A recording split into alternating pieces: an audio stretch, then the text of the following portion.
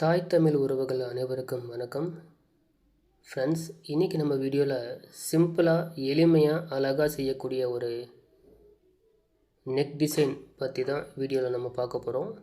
இப்போ நான் உங்களுக்கு வரைஞ்சி காட்டுறேன் பார்த்தீங்களா. ஸோ இந்த ஷேப் உண்டான ஒரு ஸ்டார் நெக்கில் புடவையில் வரக்கூடிய அந்த ஜரிகையை வச்சு எப்படி நெக் டிசைன் கொடுக்குறது அப்படிங்கிறத தான் பார்க்க போகிறோம். இது ஒரு பக்கம் வரக்கூடிய அந்த ஜரிகையை நான் இப்படி ஒரு 1.25 இன்ச்சு அளவுக்கு நான் ரெடி பண்ணியிருக்கேன். அதாவது தையல் போட்டு ரெடி பண்ணியிருக்கேன். புடவையில் 2 பக்கம் ஜரிகை வரும். அதில் ஒரு பக்கம் வரக்கூடியதை கைக்கு யூஸ் பண்ணிவிட்டு மீதி ஒரு பக்கம் இருக்கக்கூடியதை, அதாவது நம்ம அதிகமாக யூஸ் பண்ணாமல் இருக்கக்கூடிய ஒரு ஜரிகை தான் இது.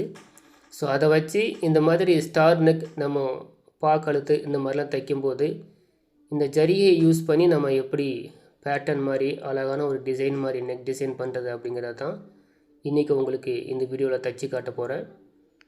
யூஸ்வலாக நம்ம இந்த ப்ளவுஸ் தைக்கிறதுக்கு உண்டான கழுத்து அடித்து திருப்புறதுக்கு 1/4 இன்ச்சு பாயிண்ட் அளவுக்கு இந்த தையல் போட்டு இந்த கழுத்தை அடித்து திருப்பிக்கலாம். அதற்கு முன்னாடி நீங்கள் புடவையில் வரக்கூடிய ஜரிகையில் பார்த்திங்கன்னா மேக்ஸிமம், அதாவது அதிகபட்சமாக 1 இன்ச்சிலேருந்து 1.25 இன்ச்சு வரைக்கும் உங்களுடைய ப்ளவுஸோட அளவுக்கு ஏற்றாற் போல் நீங்கள் ஜரிகையை ரெடி பண்ணிக்கோங்க. இல்லை அதை விட சின்னதாக இருந்தால் போதும் அப்படின்னு நினச்சிங்கன்னா 3/4 இன்ச்சிலேருந்து 1/2 இன்ச்சு வரைக்கும். ஸோ இந்த மாதிரி அளவுகளில் நீங்கள் ஜரிகை ரெடி பண்ணிக்கோங்க. அதுக்கப்புறமா இந்த ப்ளவுஸில் உள்ள இந்த பின் கழுத்தை அடித்து திருப்பிக்கலாம். இப்படி அடித்து திருப்பும் போதே சில நேரங்களில் இந்த ப்ளவுஸோட உயரம் கரெக்ஷன் மாறாமல் இருக்கிறதுக்கு அதுக்கு அறுக்காத்து போட்டுக்கலாம். முக்கியமாக இந்த ஜரிகை வைக்கக்கூடியது பாக்கழுத்து, ஸ்டார் கழுத்து கொஞ்சம் சிரமப்பட்டு வி நெக்கில் வைக்கலாம். ரவுண்ட் நெக்குக்கு இந்த மாதிரி ஜரிகை வைக்கிறது பாசிபிள் கிடையாது. ஸோ இப்போ நீங்கள் ஸ்டார் நெக்குன்னு பார்த்தீங்கன்னா இதில் வரக்கூடிய கார்னர், அந்த கார்னரில் மட்டும் நீங்கள் கரெக்டாக நல்லா வெட்டி விட்டுக்கணும். அதுக்கப்புறமா இதை உள்ளே இருக்கக்கூடிய பிசுரை லைனிங் பக்கமாக வர்ற மாதிரி நீங்கள் நெரிச்சு விட்டுக்கணும். அதாவது உள் பக்கமாக மடித்து விட்டுக்கணும். இது எல்லாமே நான் செய்யக்கூடிய இந்த ஒவ்வொரு விஷயமும் நீங்கள் கரெக்டாக செய்யும் போது தான் உங்களுக்கு தச்சு முடியும் போது அந்த நெக்கோட ஃபினிஷிங் மாறாமல் உங்களுக்கு ஒரே அளவில் வரும். இந்த மாதிரி கழுத்தை அடித்து திருப்பி நீங்கள் தையல் போடும்போது ரொம்பவே சின்ன தையல் நீங்கள் யூஸ் பண்ணாதீங்க. குறைஞ்சது 2லேருந்து 3ஆம் நம்பர் வரைக்கும் தையல் நம்பர் வச்சுக்கலாம். நான் இப்போ பவர் மிஷினில் ஸ்டிச் பண்ணுறேன் அப்படிங்கிறனால பார்த்திங்கன்னா 3ஆம் நம்பரில் தான் தையல் வைக்கிறேன். ஏன்னா கழுத்து தைக்கும்போது ஒரு தையல், திரும்ப அடித்து திருப்பும்போது மேலே எப்படி ஒரு தையல் போடுறோம், அதற்கப்புறமா ஜரிகை வச்சு தையல் போடுறோம். அப்படிங்கும்போது கிட்டத்தட்ட இந்த ப்ளவுஸோட நெக்கோட கார்னரில் மட்டும் 3 தையல் அளவு வந்துடுது. அப்படிங்கும்போது ரொம்ப சின்ன தையலாக போட்டோம்னா கழுத்து பகுதி ரொம்ப சுருக்கம் கொடுக்கும். அதனால் கொஞ்சம் பெரிய தையலாக வச்சுக்கிட்டிங்கன்னா உங்களுக்கு அதிகமாக அந்த சுருக்கம் தெரியாது. அது மட்டும் இல்லாமல் உங்களுக்கு இந்த மாதிரி நெக்கு ஷேப் எடுத்து தைக்கும்போது தேவைப்படும் பட்சத்தில் நீங்கள் இன்னும் நெரிச்சு விடாமல், இப்போ நான் செஞ்சிட்ருக்கேன் பார்த்தீங்களா, நெரிச்சு விடாமல் தேவைப்படுறவங்க அயன் பண்ணி கூட இந்த நெக்கை ஷேப்பு கொண்டு வந்துடலாம். பெட்ரு நீங்கள் அயன் பண்ணி இந்த மாதிரி நெக் டிசைன் நீங்கள் பண்ணிங்கன்னா உங்களுக்கு வரக்கூடிய அந்த நெக்கோட அமைப்பு ரொம்பவே அழகாக உங்களுக்கு மீட்டு கொடுக்கும். இது ரொம்பவே சிம்பிள் தான், ரொம்பவே எளிமையாக யார் வேணாலும் செய்யக்கூடிய வகையில் தான் இந்த நெக்கு உங்களுக்கு நான் தச்சு காட்டிகிட்ருக்கேன்.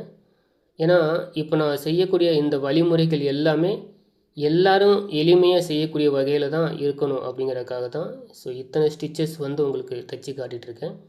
அப்படி இல்லாத பட்சத்தில் ஒரே ஸ்டிச்சில் என்னால் இந்த நெக்கு அதாவது இந்த டிசைன் என்னால் பண்ண முடியும். ஸோ இந்த மாதிரி ஒரு 1 இன்ச்சு 1.25 இன்ச்சு அளவுக்கு நீங்கள் இந்த பார்டரை ரெடி பண்ணிக்கோங்க.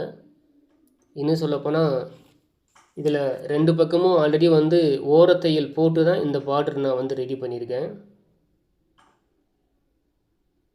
முக்கியமாக நீங்கள் இந்த ஸ்டார் நெக் கொடுக்கும்போது கார்னரில், அதாவது பாயிண்ட் வருது பார்த்தீங்களா, ஸோ அந்த பாயிண்ட் பக்கத்தில் தான் நீங்கள் வந்து ரொம்பவே கரெக்டாக வந்து அந்த மடிப்பு வந்து கொடுக்கணும்.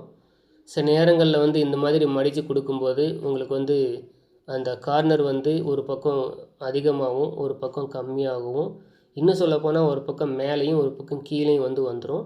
அப்படி வராமல் இருக்கணும்னா அந்த இடத்துக்கு மட்டும் முக்கியத்துவம் வந்து நீங்கள் கண்டிப்பாக கொடுத்து தான் ஆகணும். சில நேரங்களில் வந்து தையல் போட்டு சில பேர் வந்து தைப்பாங்க. ஸோ அது வந்து எல்லாருக்கும் அந்த வாய்ப்பு வந்து அந்த அமைப்பு வந்து கரெக்டாக வந்து வரும்னு சொல்ல முடியாது. ஸோ இப்போ நான் செய்யக்கூடிய இந்த விஷயம் வந்து எல்லாருனாலையும் வந்து செய்ய முடியும். கொஞ்சம் தைக்கிறதுக்கு முன்னாடியே அந்த அமைப்பை வந்து நம்ம ரெடி பண்ணிவிட்டு அதுக்கப்புறம் தான் ஸ்டிச்சிங்கே ஸ்டார்ட் பண்ணணும். கார்னரில் மட்டும் சொல்கிறேன் பாருங்கள். கார்னரில் இந்த பகுதி நல்லா வரணும் அப்படிங்கிறதுக்காக ஸோ எந்த அளவுக்கு வந்து நான் மெனக்கெட்டு அதை நான் வந்து செஞ்சிட்ருக்கேன்னு பாருங்கள். கரெக்டாக மடித்து கொடுத்து ஒரு பக்கம் இருக்கக்கூடிய அந்த அமைப்பை வந்து ரெண்டையும், அதாவது கார்னர் ரெண்டாக மடிச்சிங்கன்னா ஒரு பகுதி தனியாக வந்து நிற்கும். அந்த பகுதியை வெளிப்பக்கம் தெரியாமல் உள்ளே மடித்து விடுறது தான் இந்த பாயிண்ட்டு.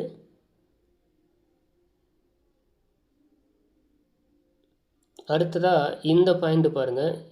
இப்போது சைடில் வரக்கூடிய கார்னர் உங்களுக்கு வந்து ஈஸியாக வந்து வந்துடும். இந்த மிடில் வரக்கூடிய பாயிண்ட்டு தான் ரொம்பவே பக்குவமாக வந்து செய்யணும். ஏன்னா சைடில் வந்து மடிக்கும்போது உங்களுக்கு வந்து துணி அதிகமாக வந்து மிஞ்சும். இந்த மிடில் வரக்கூடிய அளவு வந்து பார்த்திங்கன்னா துணி கம்மியாக தான் இருக்கும்.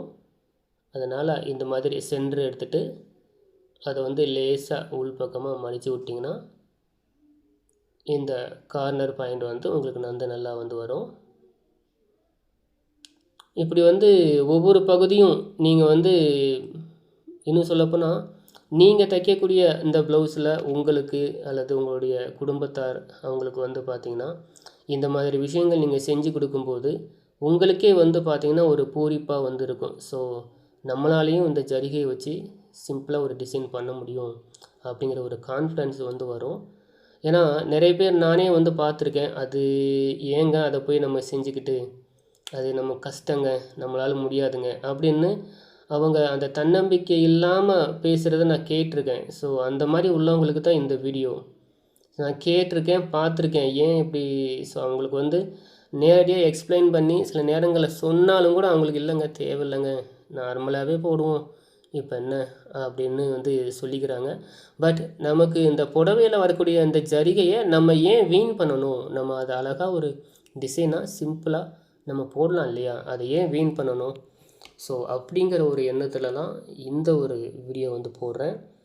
ஸோ வாய்ப்பு கிடைக்கிறவங்க, இந்த மாதிரி ஜரிகை கிடைக்கிறவங்க நீங்கள் வேஸ்ட் பண்ணாதீங்க.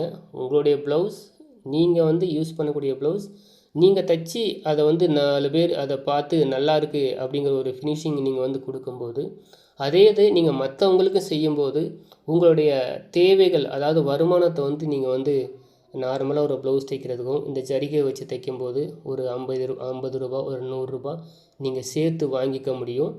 அப்படிங்கும்போது உங்களுடைய பொருளாதாரம் வந்து இன்னும் வந்து கொஞ்சம் மேம்படும். அதுவும் இல்லாமல் உங்களுக்கு நல்ல ஒரு கான்ஃபிடென்ட் வந்து கிடைக்கும். ஸோ லைஃப்பில் இன்னும் நிறைய அச்சீவ்மெண்ட் பண்ணணும் அப்படிங்கிற ஒரு நோக்கமும் வந்து உங்களுக்கு வந்து கிடைக்கும். அதனால் இந்த மாதிரி வாய்ப்பு கிடைக்கிறவங்க முயற்சி செஞ்சு நீங்கள் தைச்சி பழகுங்க. உங்கள் எல்லாருக்கும் என்னுடைய நன்றி கலந்த வாழ்த்துக்கள். இந்த நெக்கு வந்து பாருங்கள், சிம்பிளாக ஒரு 10 மினிட்ஸ்க்குள்ளே இந்த டிசைன் வந்து நாங்கள் வந்து செஞ்சு முடிச்சிட்டோம். நீங்களும் செஞ்சு பாருங்கள். நன்றி.